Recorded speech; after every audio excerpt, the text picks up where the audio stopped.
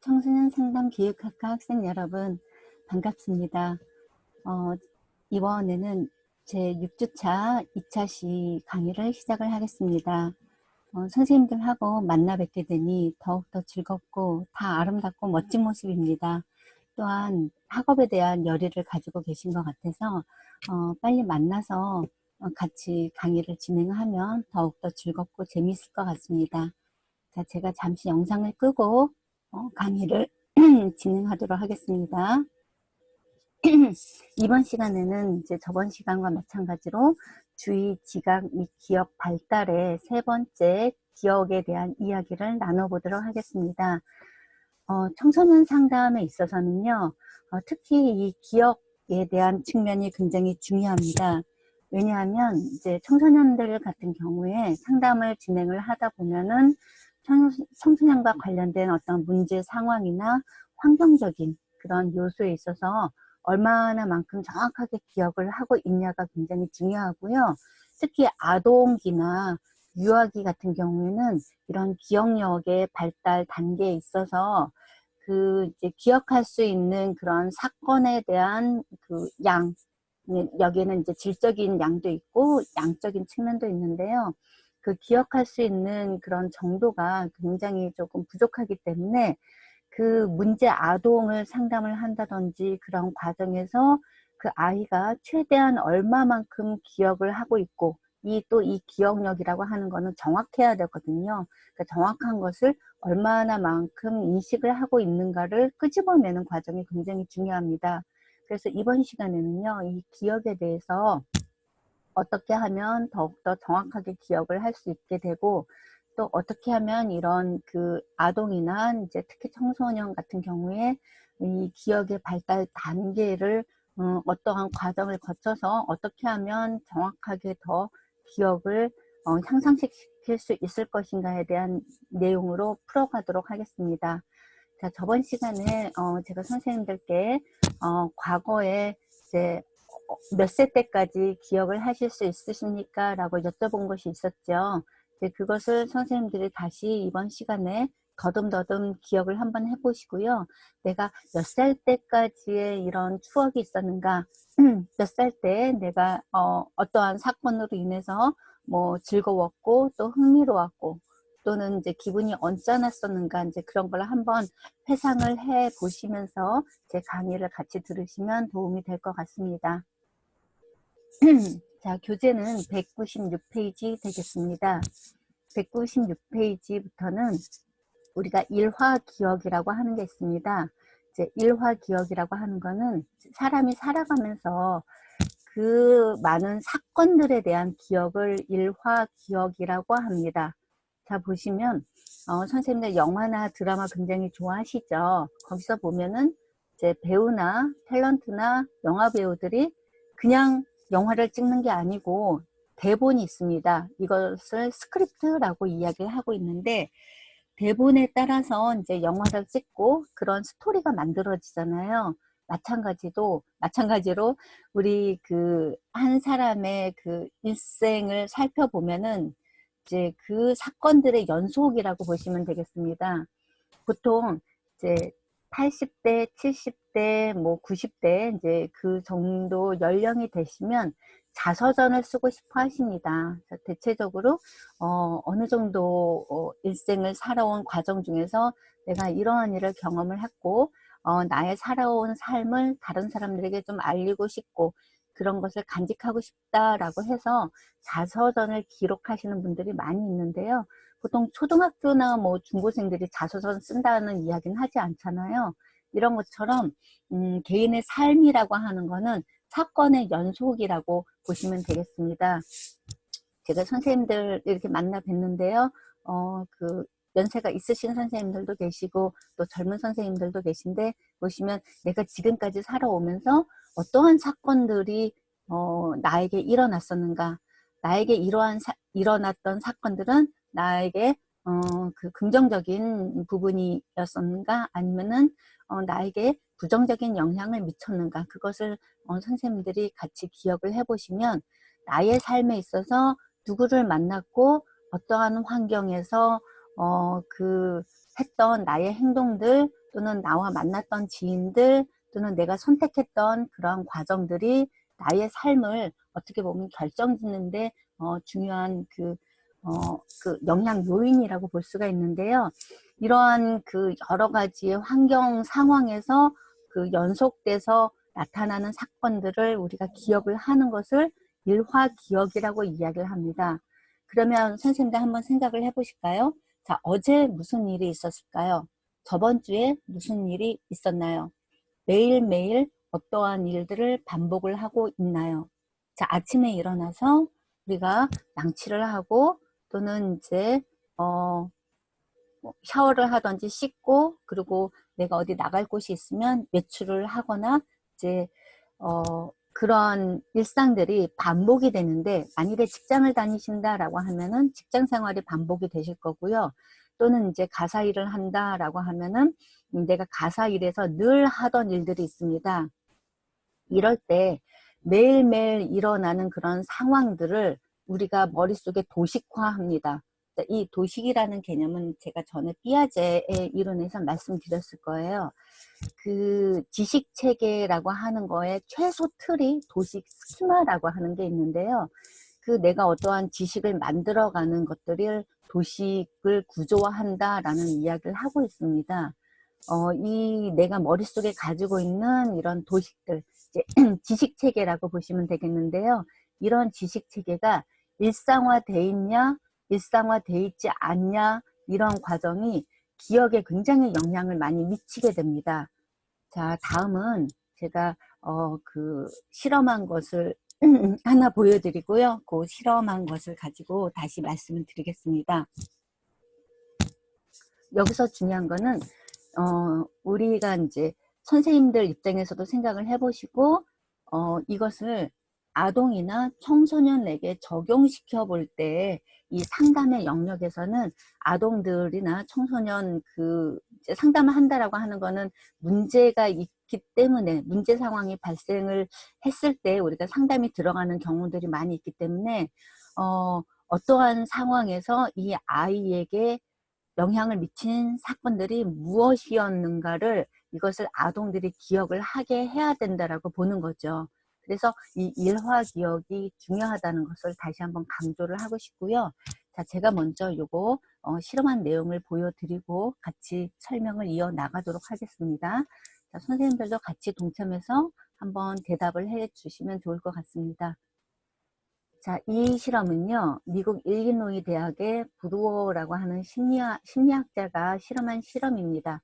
자, 화면에 어떠한 장면이 보이시나요? 자, 이 화면에 보이시는 장면은 연구실입니다. 이제 그 대학 내 연구실인데요. 자, 선생님들 혹시 이제 과거 학교 다니실 때 과학실, 실험실 한번 연상을 해보시겠어요? 자, 과학실에 들어가면 자, 어떠한 물건들이 있었죠?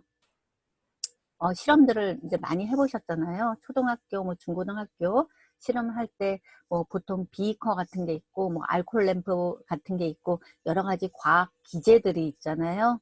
과학 도구들이 있는데 그러한 것을 한번 연상을 해보시겠어요? 자, 생각나는 것들이 있었죠. 자, 이제 브루어라고 하는 심리학자가 이 연구실을 하나 준비를 해놓고 연구실을 세팅을 했습니다. 이제 연구실에 들어가 있는 이제 여러 가지의 그 과학 그 기자재들을 세팅을 해놓고 여기 세팅한 것에다가 대학생들을 집어넣었어요. 대학생들로 들어가서 이 그 연구실을 한번 둘러보라고 이야기를 했습니다. 연구실에서 아무거나 만져도 되고 이 연구실에서 보고 싶은 것을 자유롭게 보라고 해서 한 30분 동안을 연구실에서 이제 대학생들을 풀어놓고 잘 관찰하도록 그렇게 얘기를 했습니다. 그리고 30분 지난 후에 이제 대학생들을 밖으로 모아서 자, 연구실에서 무엇을 보았냐? 어떤 것들이 생각이 났냐? 라고 이제 대답을 하게 했습니다. 이 브루어 학자가 대학생들을 연구실에 이제 들어가기 전에 어떤 거를 세팅을 했냐면, 물론 이제 기본적인 과학 에 쓰이는 실험에 쓰이는 이제 재료들, 도구들 뿐만이 아니라 이 안에는 벽돌, 와인, 뭐 삽, 망치, 뭐 화분 이런 것들을 또 이 안에다 넣어놨습니다. 대학생들이 잘 보이게 이 안에다 넣어놓고 나중에 이제 대학생들을 밖으로 나오게 한 다음에 대학생들에게 물어봐서 질문을 한 거예요. 대학생들이 본 것이 무엇이냐라고 했을 때 대학생들이 답변한 내용들이 있었어요. 그 중에서 이제 물어봤습니다. 자, 그 실험실 안에 와인이 있었는데 와인 혹시 보셨나요? 그랬더니 대학생들이 70% 이상 못 봤다고 이야기를 합니다. 자, 벽돌을 봤나요? 라고 했더니 못 봤다고 이야기를 합니다. 자, 이 브루어 학자가 세팅해 놓은 연구실하고 이 과학실하고 상관이 없는 물건들을 못 봤다고 대답한 학생들이 70% 이상이 넘었습니다. 자, 이거는 어떠한 의미냐 하면 제가 일화기억을 말씀을 드렸잖아요. 자기가 늘 일상적으로 생각하는 그런 것에 대한 내용만 머릿속에 저장돼 있다라고 보는 거예요. 내가 새로운 것을 봤을 때 새로운 것을 머릿속에 저장하기까지는 이것을 내가 특별히 주의를 기울이거나 특별히 지각하거나 특별히 관심을 갖지 않으면 기억하지 않고 그냥 무심코 넘겨간다라는 이야기입니다. 그렇기 때문에 이 일화기억이라고 하는 거는 굉장히 중요한 그 사람의 어떠한 학습 능력이나 기억력을 기억력을 향상시키는 아주 매개 요인이라고 이야기를 할 수가 있겠거든요. 그래서 선생님들도 보시면 늘 내가 하던 대로 생활을 하고 늘 가던 길을 가고 늘 내가 찾던 그 맛집을 찾아가고 그 일상적으로 보통 평범하게 이제 우리가 패턴화가 된다라고 하는데요. 자기의 행동이 패턴화 돼 있다라는 걸 알 수가 있습니다. 이런 일화 기억에서 중요한 거는 스크립트라고 하는 겁니다. 그래서 매번 반복되는 일과 일상생활에서 사건을 발생 순서와 인간관계를 연관시키는 대본을 만들어야 되는데요. 이런 대본이 스크립트라고 하고 이러한 대본을 잘 만드는 것을 스크립트 기억이다라고 이야기를 합니다. 그렇기 때문에 아이들에게 어떠한 자극을 주고 아이들에게 기억력을 향상시킬 수 있는 방법은 이러한 스크립트 기억을 얼마나만큼 확대를 하고 스크립트 기억 체계를 잘 체계화하는 과정이 중요하다라는 이야기입니다. 여기서 보시면 2세 정도가 되면 매일 반복되는 일과를 이거를 기억할 수 있다라고 이야기를 하고 있습니다. 이러한 스크립트 기억이라고 하는 거는요, 연령의 비례를 합니다. 그러니까 나이가 들어가면 들어갈수록 이 스크립트가 정교하게 되고 스크립트가 다양하게 되고 체계화되고 구조화된다라고 이야기를 하고 있습니다. 그래서 이런 스크립트가 잘 짜여져 있으면 미래에 그거와 비슷한 상황이 나에게 나타났을 때 그 상황을 예측할 수 있다라고 보는 거죠. 그래서 이 아동이 특히 아동들 같은 경우에는 이제 과거의 경험도 부족하고 이제 미래에 대해서 전혀 예측할 수가 없잖아요. 그래서 아동들이 이런 그 자신에 대한 스크립트를 잘 만들어낸다라면 나중에 그러한 상황에 도래했을 때 어떠한 그 절차에 따라서 행동을 해야 될지 잘 구성할 수 있다라는 그런 틀을 제공하기 때문에 이러한 스크립트를 개발시키는 과정은 굉장히 필요하고 중요한 어떠한 장치라고 보시면 되겠습니다. 그래서 우리 선생님들도 보시면은 이제 지금부터 선생님들도 이거를 이제 활용하실 수가 있는 거예요. 내가 매일매일 그 하루의 일과를 생활을 하면서 나에게 오늘은 이러한 사건들이 있었고 이러한 일들을 내가 경험을 했고 그러한 것을 우리가 계속 이제 이것을 작업을 하게 되면 이게 선생님들의 그 행동 패턴을 결정하는데 이제 중요한 요인이 된다라고 볼 수 있죠. 그래서 이 스크립트를 만드는 과정이 아이들에게는 일기 쓰는 과정이라고 보시면 되겠습니다. 그렇기 때문에 매일매일 일기를 쓰게 하고 매일매일 우리가 자기의 경험을 다시 그 기억하게 하는 그런 습관이 일기 쓰기 기억인데요. 자, 과거에 뭐 선생님들도 학교 다니실 때 일기 썼던 거 있잖아요. 근데 보시면 아이들이 쓰는 일기 내용은 그 내용이 굉장히 단순합니다. 뭐 아침에 일어나서 학교를 갔다, 친구랑 놀았다, 그리고 집에 왔다, 학원에 갔다. 이제 이렇게 뭘 했다라는 내용으로만 나와 있기 때문에 우리가 스크립트가 정교하면 정교할수록 그 아동의 그 이제 기억력 향상에 도움을 줄 수 있다라고 제가 다시 한번 이제 강조를 하고 싶습니다. 그렇기 때문에 이런 스크립트를 정교화한다라고 하는 거는 아까 말씀드린 것처럼 이제 그 전형적으로 자기에게 반복되는 것만을 담고 있기 때문에 새로운 사건을 기억하는데 도움을 주지 못할 수가 있습니다. 이 그 스크립트라고 하는 거는 이제 아이들 같은 경우에는 기억력에 대한 폭이 좁기 때문에 새로운 사건을 이제 받아들여도 이것을 특별히 기억하기 위해서는 그거와 관련된 자기에게 특이한 경험이 있어야 됩니다. 이제 이러한 경험을 해야만 그 사건을 잘 기억을 할 수 있고 그게 이제 아이에게 중요한 어떠한 그 삶의 요소 또는 이제 나중에 그 아이가 행동하게 되는 그런 것에 영향을 미치는 일화 기억으로 만들어낼 수가 있는데요. 이런 것들은 이제 나이가 들면 들수록 전형적인 그런 일상생활보다는 이제 비전형적인 그런 사건들을 잘 기억할 수 있는 요소가 있다라고 보시면 되겠습니다. 그래서 아까 말씀드린 대로 일화 기억이라고 하는 거는 연령에 비례해서 굉장히 확대될 수 있다라고 하는 이야기죠. 자, 이 일화 기억에 대해서 제가 조금 더 설명을 드리면 이거는 이제 굉장히 중요하기 때문에 제가 설명을 지속해서 드리는 겁니다. 자, 여기 보시면 이제 그 그림에 보이시는 사진을 보시면 캠핑하는 그런 이제 사진이죠. 자, 캠핑하는 거 굉장히 즐거운 추억입니다. 자, 어느 날 아이랑 이제 부모랑 캠핑을 갔어요. 자, 캠핑을 가면 대체적으로 어떠한 일을 하죠? 뭐 텐트를 치고 뭐 음식 준비를 하고 같이 요리를 해 먹고 이제 그리고 뭐 1박 2일 또는 2박 3일 즐겁게 놀다가 이제 집에 옵니다.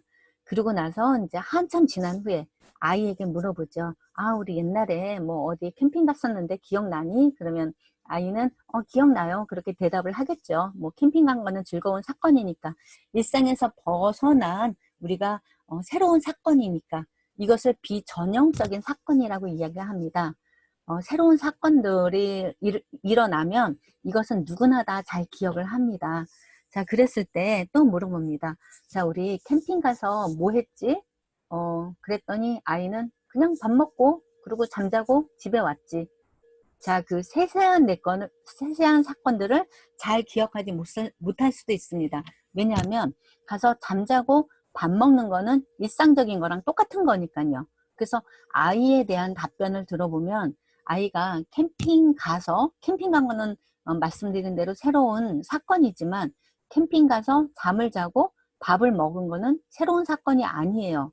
잠자거나 밥 먹는 거는 우리가 일상에서 늘 하던 우리가 전형화된 사건이기 때문에 그러면 이런 캠핑에서 만일에 이제 비전형적인 사건이 일어났다라고 하면 그 캠핑 사건을 더 또렷하게 기억을 할 수 있을 것입니다. 뭐 예를 들면 자, 캠핑장에서 아이들이 놀다가 만일에 이제 그 옆에 있던 뭐 라면을 끓이던 것을 엎질렀어요. 엎질러서 이제 아이가 뭐 화상을 입었다든지 그 라면 그릇을 엎질러서 라면을 못 먹게 됐다. 자, 만일에 그런 사건을 경험을 했을 때 옆에 엄마 아빠가 너가 라면 그릇을 엎질러서 라면 못 먹었잖아. 아이를 꾸중을 합니다. 뭐 그럴 수도 있겠죠. 또는 뭐 그러한 사건을 경험했을 때 뭐 부모의 반응들이 있겠죠. 자, 그런 사건을 토대로 해서 자기가 부모님한테 꾸중 들은 사건 또는 라면을 엎질러서 자기가 다칠 뻔한 사건, 이러한 비전형적인 사건을 같이 경험을 하게 되면 내가 캠핑을 갔더니 너무 즐거웠다. 캠핑을 갔더니 그러한 뭐 사건으로 인해서 내가 너무 우울했다. 이제 이런 일화 기억으로 남게 된다는 것입니다. 그렇기 때문에 우리가 이런 일화 기억을 어떻게 만들어내고 일화 기억을 어떻게 중요하게 조작할 것인가는, 이거는 아동을 키우는 입장에서는 전적으로 부모의 역할이 굉장히 중요하고요. 또한 아동이 이제 뭐 일상적으로 학원을 간다든지 학교를 간다든지 할 때는 또래 집단이나 교사의 역할이 굉장히 중요합니다. 이러한 차원에서 아이들이 성장 과정 중에서 내가 우울한 경험을 더 많이 했는가, 긍정적인 경험을 더 많이 접했는가가 아이들의 삶의 그 미래를 향한 그러한 시각으로 형성된다라고 보는 거죠. 자, 잠시 선생님들도 과거에 그 선생님들이 긍정적인, 이런 일들 때문에 내가 굉장히 즐거웠어 라고 했던 사건들을 한번 기억을 해 보시겠어요? 또는 이러한 그 사건 때문에 이러한 상황에서 내가 우울했던 기억이 있으신가요? 자, 이러한 다양한 일화 기억들 때문에 이것이 시간이 점차 지나가면은 어떻게 되냐면, 프로이트는 무의식 속에 이러한 일화 기억들이 저장된다라고 이야기를 하는 겁니다. 프로이트가 강조하는 거는 무의식 세계에 있는 욕구, 억압된 욕구라고 이야기를 하고 있는데요. 이렇게 다양한 일화 경험들을 가지고 일화 경험들 중에서 긍정적인 경험, 부정적인 경험, 이런 것들이 무의식 속에 다 저장이 되는데, 그 중에서도 특히 그 무의식 속에 있었던 부정적인 경험이나 사건들을 계속 무의식 속에 쌓아놓고 있다가 이게 어느 순간에 쫙 폭발을 하게 됩니다. 어느 순간에 이제 겉으로 표출되게 되는데, 이것이 문제 행동이라고 보는 겁니다. 이게 프로이트의 이론이고요.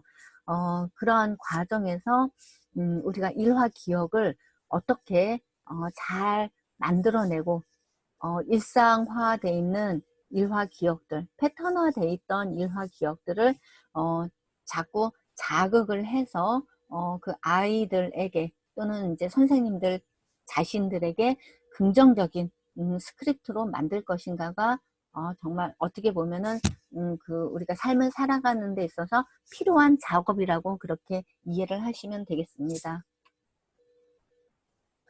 자, 그래서 이 일화 기억을 이제 계속 말씀을 드리면, 이 일화 기억 중에서는요, 특히 자서전적 기억이라고 하는 게 있습니다.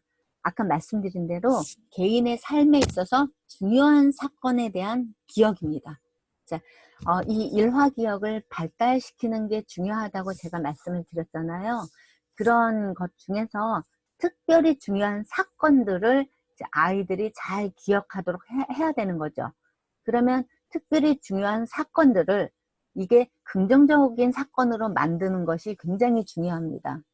그래야만 아이들이 세상에 대해서 긍정적인 시각이 형성되기 때문에 그렇습니다.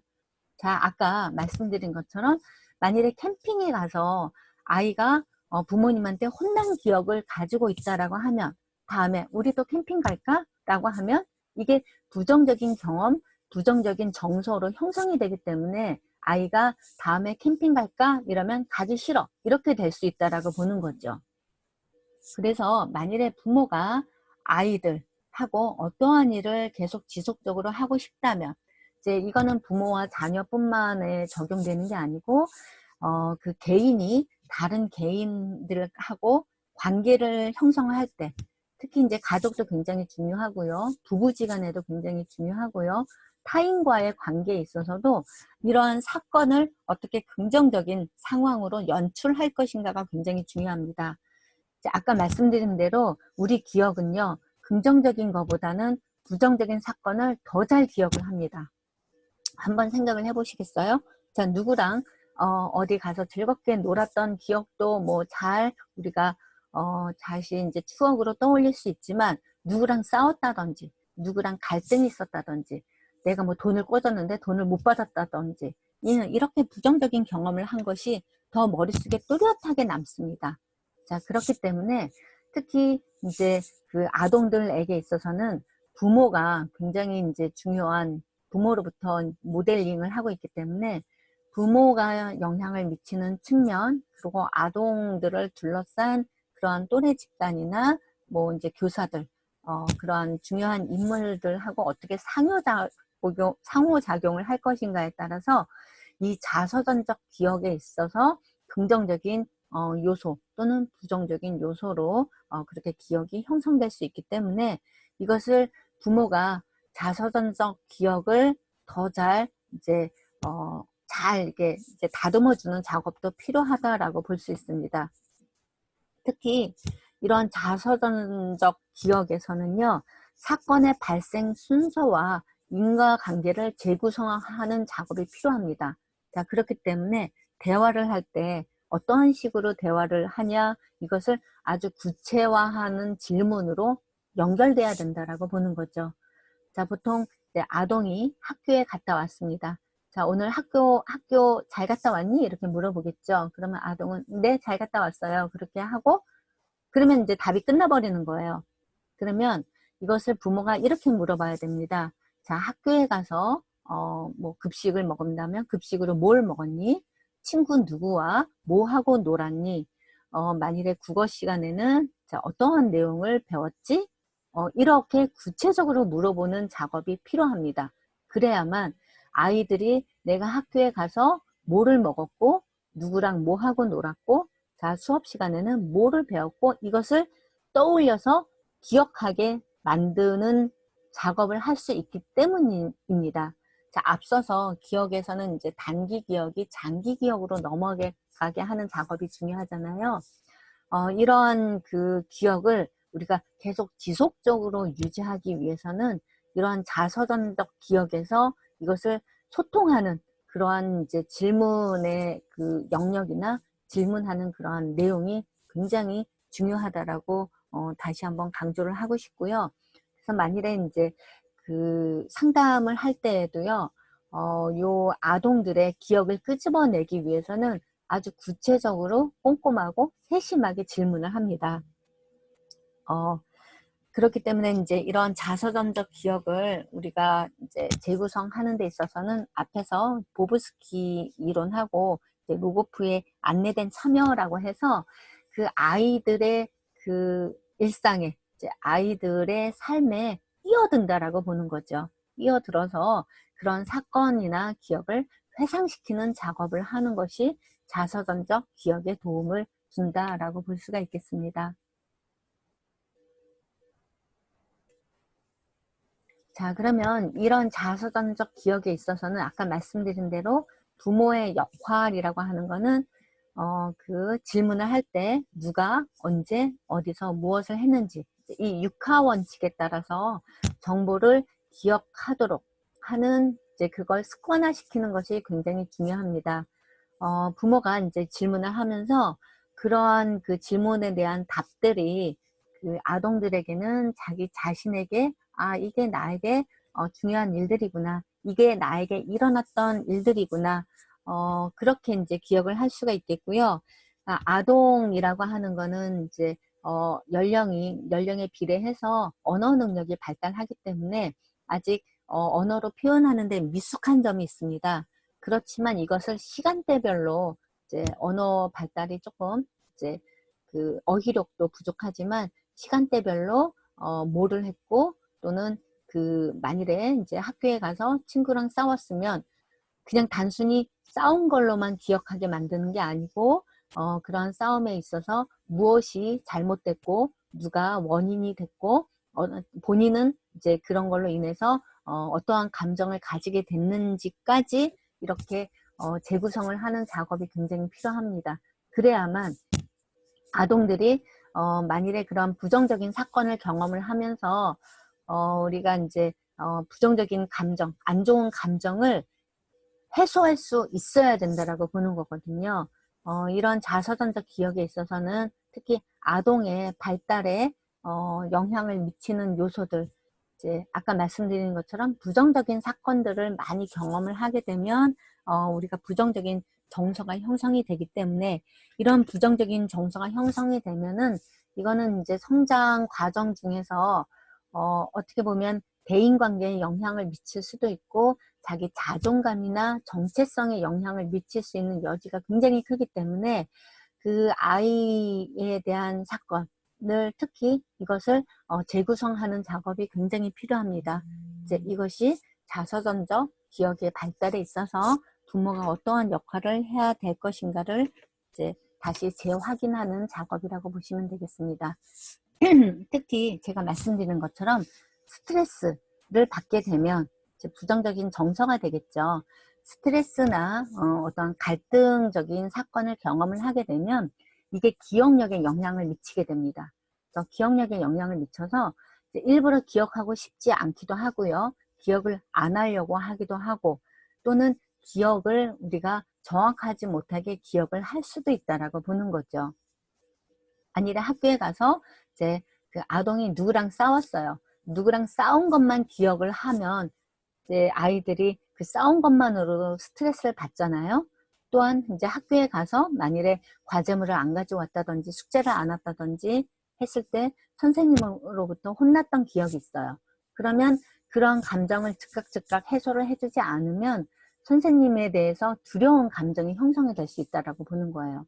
친구들하고도 갈등 관계가 형성이 될 수 있어서 저 친구와는 놀고 싶지 않다. 내일 가면 또 싸울지도 모른다. 죄송합니다. 자, 그런 감정을 형성하게 되면은 학교에 가서 재미가 없는 거예요.